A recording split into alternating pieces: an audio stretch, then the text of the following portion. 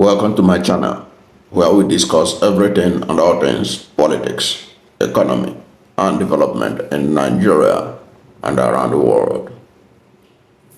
A media aide of Governor Babajide Sanwo-Olu, the governor of Lagos State, has run into trouble for exposing some of the secrets that allegedly happened during the October 20 and 21 EndSARS protests in Lagos in 2020. This media aide entered into trouble when he revealed some secrets that are troubling. That is what we're going to talk about in this channel right now. And if you are new to my channel, you have not yet subscribed to my channel, please subscribe to my channel, hit the subscription button, hit the notification bell. When you subscribe to my channel and hit the notification bell, anytime I have a new video, you'll be among the first to know. God bless you. Mr. Wale Ajetunmobi, Senior Special Assistant on Print Media to Lagos State Governor Babajide Sanwo-Olu, is in trouble. He ran into trouble because he claimed that the perpetrators of the arson on Television Continental, TVC, during the EndSARS protest in 2020 were executed. Now, TVC is allegedly owned by President Wale Ajetunmobi, who is known for investing a lot in the media, including the Nation newspaper, among others. Now, Ajetunmobi said in a post on X that the majority of the arsonists have been hunted and executed. You have to take that into context. Ajetunmobi said in a post on X that the majority of the arsonists have been hunted and executed. He claimed soldiers executed the alleged arsonists. And he wrote, he said, the full story of people who burnt down TVC in 2020 will be told one day, with gory clips and images.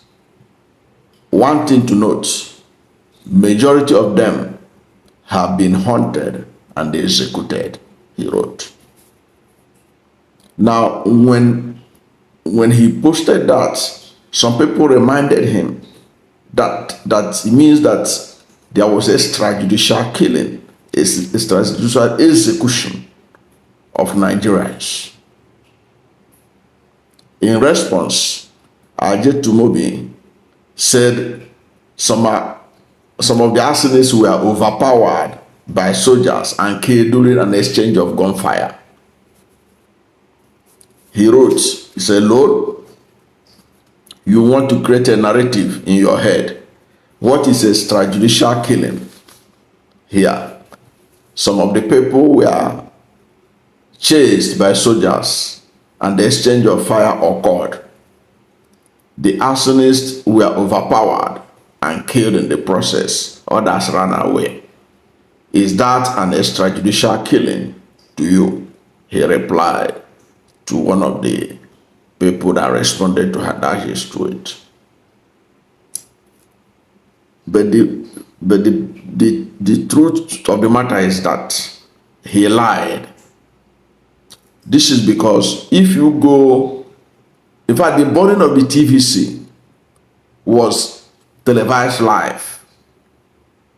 People saw it on real time. It was being videoed when it was happening too. There was live streaming of it. But there was no report of exchange of gunfire on October 2020, the day a part of that TVC was burned. There was no report of exchange of gunfire. You can go and do your research on go to Google, just type anything you like. You can go to Google, you can go to AI and ask it to bring out all the things, all the newspaper reports on the burning of TVC on October 21, 2020. 2020. You will see that you will never get any report that talk about that there was exchange of gunfire between the protesters or those who burned part of TVC and either the police or the army. But here the guy is claiming it was the army that had an exchange with the arsonists. That's what he's claiming. But we know that the NSAS protest was largely peaceful. The protesters were not armed in any shape or form. Those that allegedly burned part of the TVC were not, I don't think that they were part of the NSAS, but they were people that took advantage of the government interference. Because don't forget, the NSAS protest was peaceful until government began to send its agents inside and a peaceful protest turned violent. Even in Abuja here, it was peaceful. It was peaceful until you saw alleged government agents moving with vehicles, carrying thugs, and they started burning, went to car stands, burning cars and everything. And I think those people that lost hundreds of cars in Abuja, nobody has compensated them to this day, as far as I know. Now, it means that there was no exchange of fire. So if there was an execution of those who allegedly burnt down TVC, that was an extrajudicial execution. And that was what one of the people that responded to him on Twitter drew attention to, that it was an extrajudicial killing because the protesters were not armed. It's interesting that he said that in this initial post, he said that the story of what happened in NSAS will be told one day. I believe that it will be told one day. One day the APC, Wale Ajetunmobi, will not be in power, but Babajide Sanwo-Olu will not be in power. A day is coming when a new Nigeria will be born. That day, the lives of those that were executed extrajudicially during the NSAS, whose lives have not been accounted for, will be accounted for. So that is one thing I can take, my major takeaway from his expose. He said that one day the full story, and he said that the full story will be told with clips and pictures. One day a government is going to emerge in this Nigeria in which those who carried out the extrajudicial execution of Nigerians, their common powers will come. Those who are the reason why several young Nigerians ran away from Nigeria, they are yet to return. Full story is going to be told one day, and those that went on exile, including David Hundiye, will return back to this country and provide proof and evidence that will help in apprehending several people in this country that perpetrated that heinous crime against humanity by killing innocent protesters. That will happen. But in the meantime, having been embarrassed by the expose by his media aide, the governor of Lagos State quickly suspended the aide. His suspension was announced by the special advisor on media and publicity to Governor Sanwo-Olu, Boyega Akosile, in a brief statement. He said that the suspension of the aide was on the heels of his ex-account misrepresentation of facts, and stated that the Lagos State government does not tolerate extrajudicial punishment and will never be part of any extrajudicial punishment.